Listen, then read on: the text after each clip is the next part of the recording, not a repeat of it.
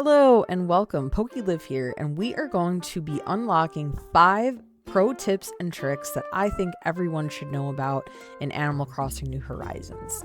Coming in at number 1, we have these Mario tunnels. Now, I love Mario, so for me, these were a no-brainer to have on my island just because I love the way that they look, but these are great for teleporting all over your island. Now, I don't know how your island is designed, but mine is super far. Like everything just feels really far, like from my house to the airport. So if you go ahead and you place tunnels at like those furthest points, how I have one near my airport and my house, you can teleport easily because I love a good resident hunt. I'm always visiting people. So these are just really helpful to cut back on constantly having to run through your island.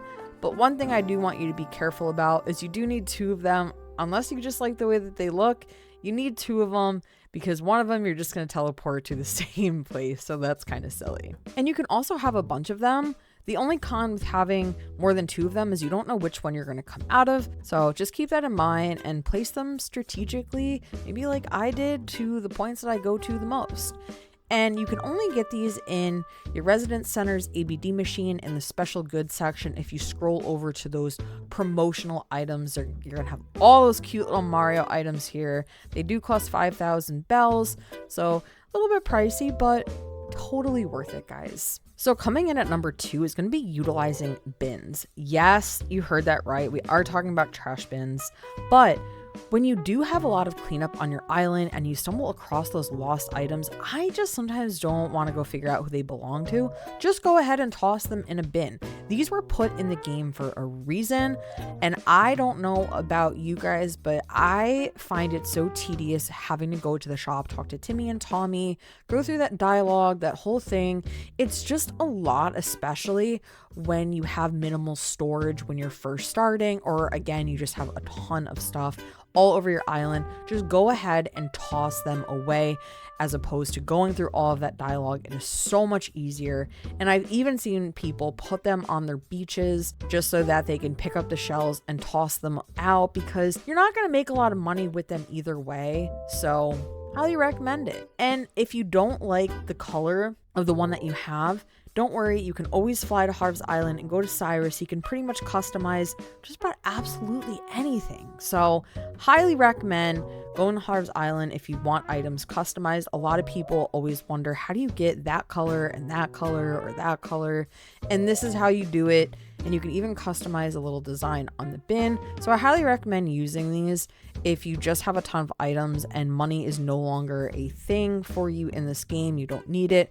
Go ahead, toss them away, and you can even put them in areas that you're working on, which brings us in to our third point here. Very similar, we have storage sheds. Now, storage sheds act as your storage. So instead of going to your house all the time and having to, run around your island, find your house, go to your storage, unless you've used your Mario tunnels, but you can actually just keep your storage shed right in your pocket and you can place it in the area that you're working on. That way you can just keep putting things away and taking them out. It makes things so much easier. I promise I do this all the time, especially when I'm really working on like one side of my island or a little part of it.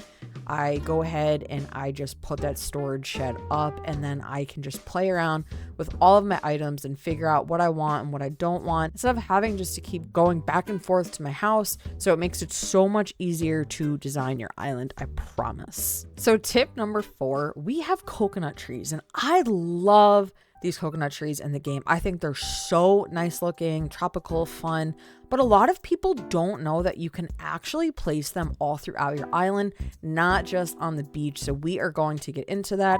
If you knock down a few coconuts, you eat one, and then you just dig one up whole, because I can't stress enough, we just love to save trees. But you go ahead, you dig up a tree, you can actually place it in your island, and I'm going to show you how. Just make sure you are in island designer mode and go ahead and lay down a little square of a sand path. It does have to be sand, and then you can just dig up a little hole with your shovel and you can place the coconut tree right in there. And this allows you to have palm trees all throughout your island, which I just think is a really nice feature. Yeah, it does show a little bit of the corners, but we don't really care. And friendly reminder, talk to your residents that you don't want to move out. Coming in at our last tip here, we have customization, which I always talk about, but guys, you already know I'm obsessed with Pokemon. Like, PokeLive, come on. So I want you to do a criteria search of your favorite game, maybe like Minecraft, you love Mario. There is a very high chance that something that you're really passionate about already exists as a pattern. There are 62 pages dedicated to Pokemon in Animal Crossing New Horizons. And these are made by people just like us. Anyone can make patterns, custom designs, but pick a few, play around with it, lay them out through your island. I just highly recommend searching for fun things. It's a good way just to kind of spruce up your island, add some, fun characteristics to it that are just different.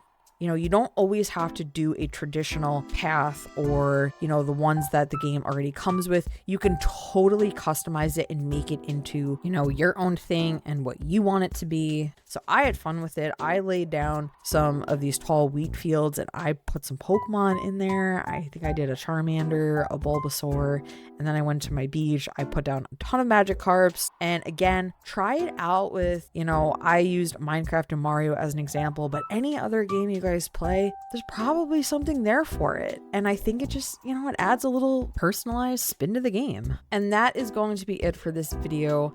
As always, drop a comment and let me know if you maybe already knew about all of these tips and tricks, or if you learned something new. I always want to hear. And I had so much fun with these Pokemon designs. I highly recommend checking some out for yourself of whichever game you like. And as always, guys, don't forget to leave a thumbs up if you like this video. Don't forget to subscribe too. Check out some of my other videos, tutorials, live streams. I always do all of my builds on my live streams. So if you're curious about how I built my island or did any of these, you can go find them on those streams and join in on some of them. We do tons of really cool things, and I will see you on the next video.